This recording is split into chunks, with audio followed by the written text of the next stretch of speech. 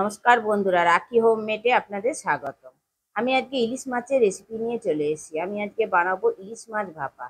ইলিশ মাছ ভাপাটা আমি কেমনভাবে বানাচ্ছি সেই ভিডিওটা আপনারা দেখুন। ইলিশ মাছ ভাপা বানানোর জন্য আমি এখানে 4 পিস ইলিশ মাছ নিয়ে নিয়েছি। ইলিশ মাছটাকে কাটার আগেই ধুয়ে নেওয়া হয়েছিল। ধুয়ে নিয়ে তারপরে আবার কাটার পরে আমি হালকা করে ধুয়ে নিয়েছি। ইলিশ মাছ বেশি ধুলে ইলিশ মাছের যে নিজস্ব একটা টেস্ট থাকে সেই টেস্টটা নষ্ট হয়ে যায়।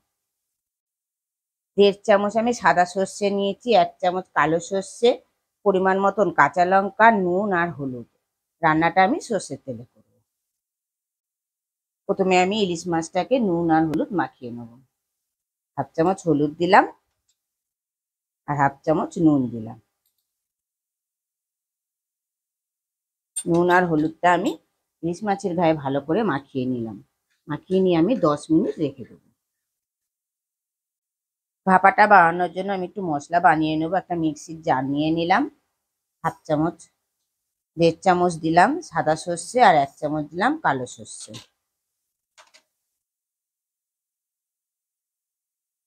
1/2 চামচ দিলাম নুন আর 3টে কাঁচা লঙ্কা। পরিমাণ মতন জল দিয়ে আমি একটা মিহি পেস্ট বানিয়ে নেব। সর্ষে আর কাঁচা লঙ্কা দিয়ে আমি একটা মিহি পেস্ট বানিয়ে নিলাম। ভাপাটা বানানোর জন্য আমি একটা টিফিন বক্স নিয়ে নিয়েছি। টিফিন বক্সের মধ্যে আমি সর্ষের পেস্টটা দিয়ে দিলাম।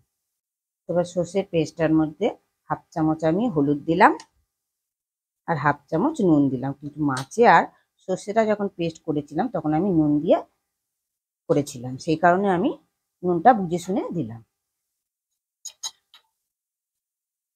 হলুদ আর নুনটা আমি সর্ষেটার সঙ্গে ভালোভাবে মাখিয়ে নিলাম। আর অল্প পরিমাণে আমি সর্ষের তেল অ্যাড করলাম। সর্ষের তেলটা আমি ভালোভাবে মিশিয়ে নিলাম। মাছগুলো দিয়ে আমি ম্যারিনেট করে রেখে দিয়েছিলাম, সেই মাছটা আমি এবার দিয়ে দিলাম। মাছটা দিয়ে ভালোভাবে আমি সর্ষেটার সঙ্গে মিশিয়ে নিলাম।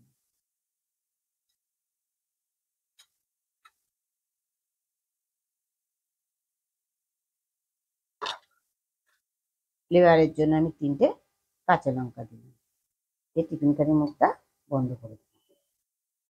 আগে থেকে আমি কড়ার মধ্যে জল বসিয়ে দিয়েছিলাম, জলটা ফুটে গেছে। এবার আমি গ্যাসটা হালকা করে দিয়ে টিফিন বক্সটা আমি বসিয়ে দিলাম।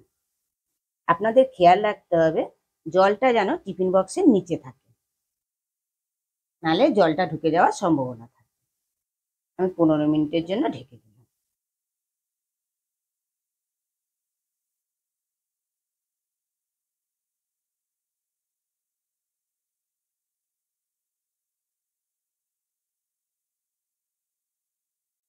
টিফিন কারিটা ঠান্ডা হয়ে যাওয়ার পর ফিরে এলাম।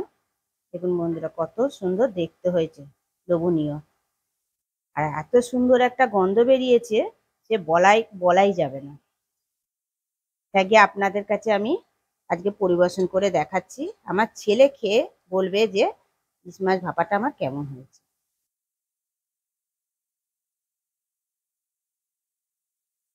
ভিডিওটা ভালো লেগে থাকলে কমেন্টে অবশ্যই জানাবেন, লাইক আর শেয়ার করে দেবেন। আর আমার চ্যানেলের কেউ যদি নতুন বন্ধু হয়ে থাকেন চ্যানেলটিকে সাবস্ক্রাইব করে দেওয়ার অনুরোধ রইল।